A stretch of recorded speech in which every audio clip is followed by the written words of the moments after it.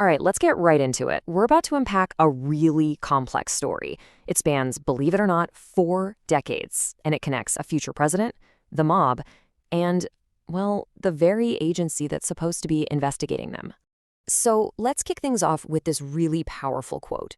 It's from the very first FBI agent to ever sit down and interview Donald Trump. Now, he talks about not opening a preliminary inquiry. That's just FBI speak for the first baby step, just looking into something to see if a full-blown investigation is even worth it.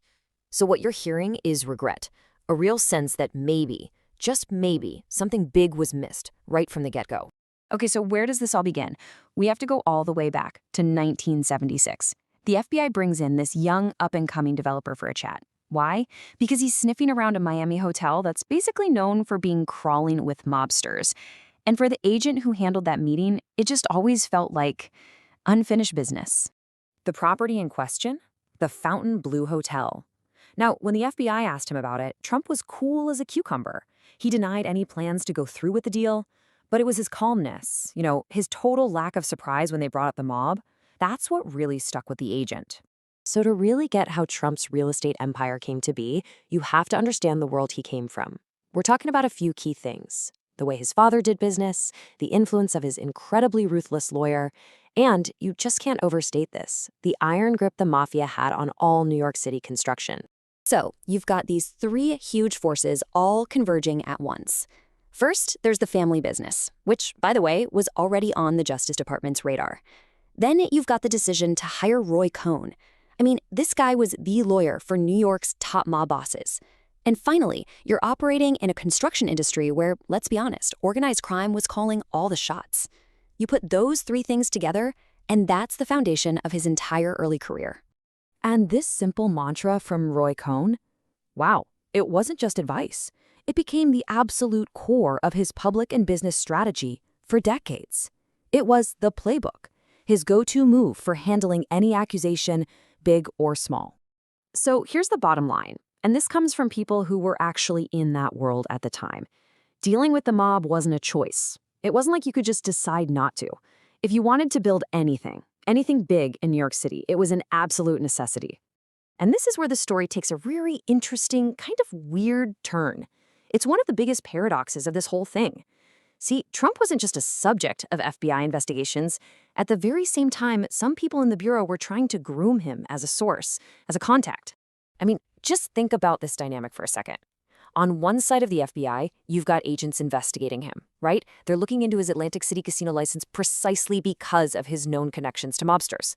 But then on the other side of the Bureau, you have other agents who are cozying up to him, building a relationship, thinking, hey, maybe this guy could be useful to us. So you have to ask, right?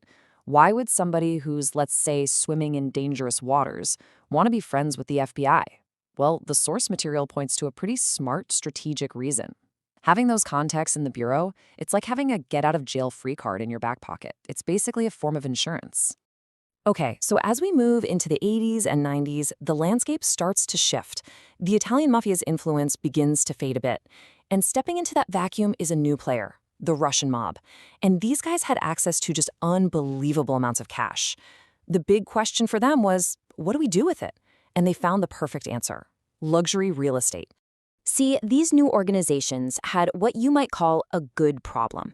They were drowning in cash from all sorts of illegal activities. The big challenge, though, was how to make that dirty money look clean. How do you get it into the real financial system without setting off a million alarms? The answer, of course, is money laundering. And using luxury condos for this was just brilliant and surprisingly simple. Here's how it worked. You take all that cash you made from, say, gas tax fraud. You use it to buy a super expensive condo in a place like Trump Tower. And you do it anonymously, using a shell company so no one knows it's you. Then you just wait. A little while later, you sell the condo, and boom, the money you get back is now perfectly clean, legitimate profit from a real estate deal. So how often did this happen? Well, according to an expert in the source material, they found a pattern that looked an awful lot like money laundering in Trump's properties: 1,300 times. That's a huge number. And the argument they make is that at a certain point, it starts to look less like an accident and more like someone choosing not to look too closely.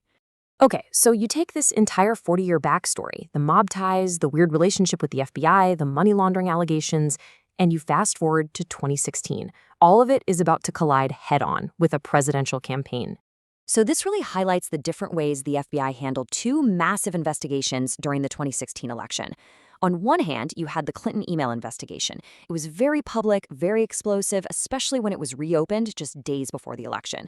Then, on the other hand, you had Crossfire Hurricane, the investigation into the Trump campaign's ties to Russia. That one was kept totally under wraps, classified as a counterintelligence probe. That just means they were looking at foreign interference, not necessarily a specific crime. So what happens next? Trump wins the election, and almost immediately, he's told about this secret counterintelligence investigation into his own campaign. And to say he was angry would be an understatement. He was enraged. He saw it as a direct personal attack, an attempt to delegitimize his win. And what happened next was just a direct showdown, a clash between the new president and the country's most powerful law enforcement agencies. It really became a massive test of the entire American system of checks and balances. And things escalated incredibly quickly. First, President Trump fires the director of the FBI, James Comey. Just days later, to keep the investigation going, former FBI Director Robert Mueller is appointed as a special counsel. And then, a couple years after that, the Mueller report is finally done, but its findings are first released in a controversial summary by the Attorney General. After he was fired, James Comey made this pretty startling comparison. He said the leadership style he saw was strikingly similar to a mob boss's. He framed the whole conflict as being about one thing. Are you loyal to the boss personally, or are you loyal to the rules and the institution you serve? So the system's biggest tool, its ultimate constitutional check, was put on the table: impeachment. The House went ahead with it, but the process ended with an acquittal in the Senate. More than anything, it just threw a spotlight on the intense political divisions of the time. And all of this whole 40-year saga, leaves us with a really big fundamental question. In a democracy, when all the other systems are under pressure, where is the final ultimate check on power?